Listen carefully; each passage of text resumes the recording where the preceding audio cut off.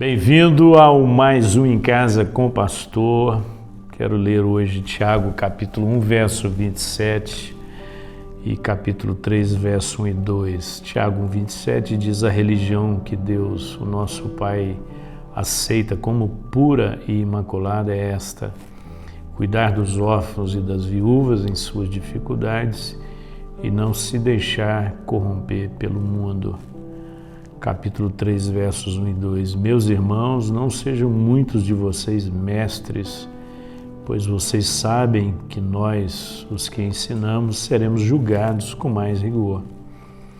Todos tropeçamos de muitas maneiras. Se alguém não tropeça no falar, tal homem é perfeito, sendo também capaz de dominar todo o seu corpo.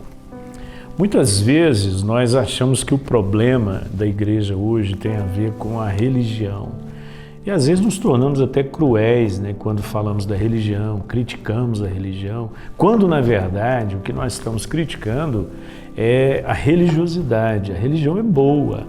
Religião vem da palavra religere, que significa religar.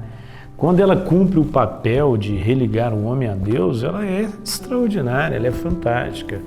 Então tem duas palavras que nós confundimos e precisamos definir bem o significado delas. É a palavra religião e a palavra tradição. Um dia alguém falou: pastor, o senhor é tradicional ou o senhor é renovado? Eu falei: são as duas coisas. Depende, o que você interpreta por tradição? Tradição ou tradicional é alguém que segue algumas tradições. O problema não é o tradicional, é o tradicionalismo, que é quando a tradição vira um fim em si mesmo.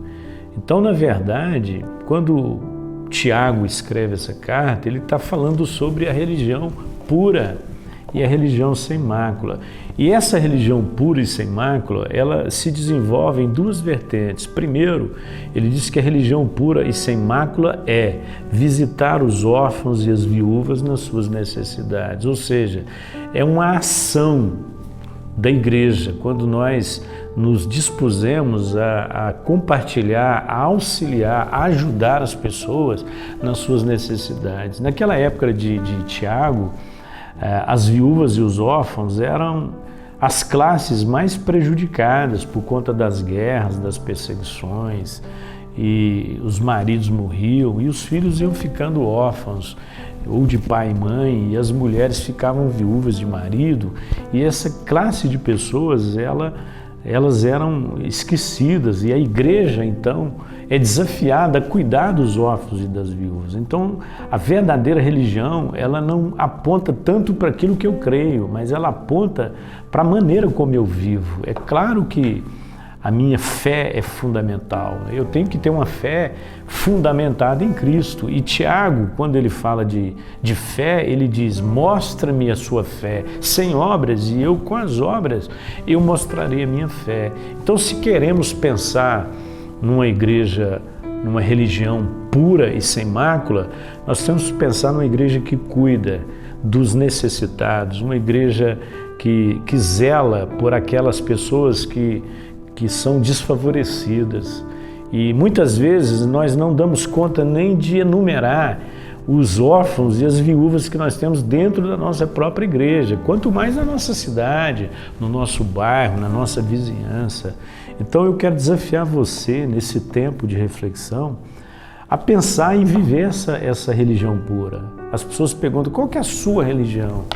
Eu sou católico, eu sou espírita, eu sou evangélico. Então, nós estamos transformando a religião numa denominação, num segmento. E quando, na verdade, Tiago define religião como a nossa forma de viver.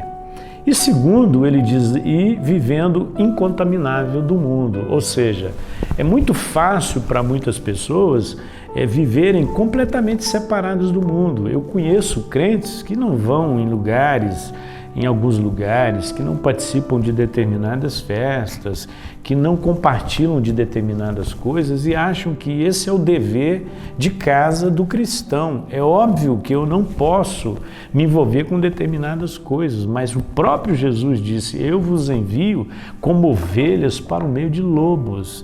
Então, ser de Cristo não é estar separado do mundo, é estar separado do mundo para servir a Deus no mundo.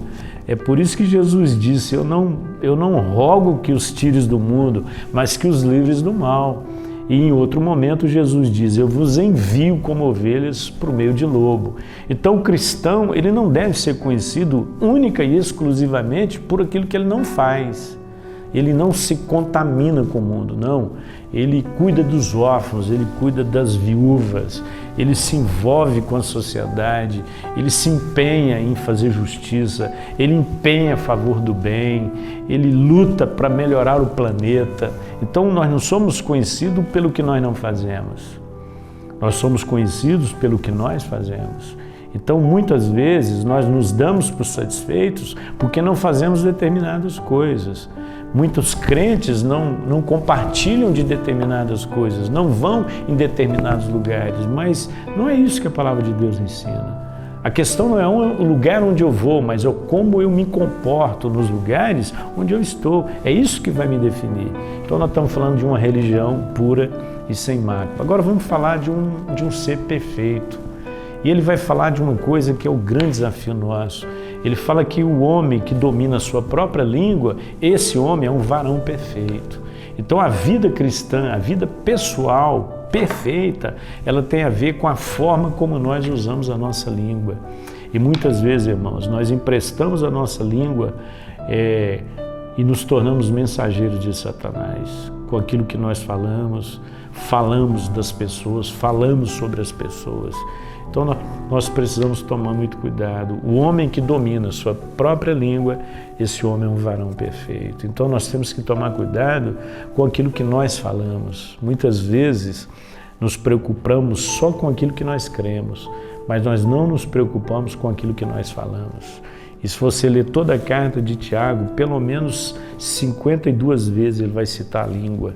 Então é uma carta que nos desafia a pensar seriamente na maneira como nós estamos agindo. Se nós somos homens prontos para ouvir, tardio para falar, e se nós somos tardio para irar. Que Deus abençoe você nesse tempo de reflexão e ore para que Deus nos faça ser essa igreja, uma religião pura, sem mácula e um varão perfeito. Deus abençoe você, abençoe a sua casa, em nome de Jesus.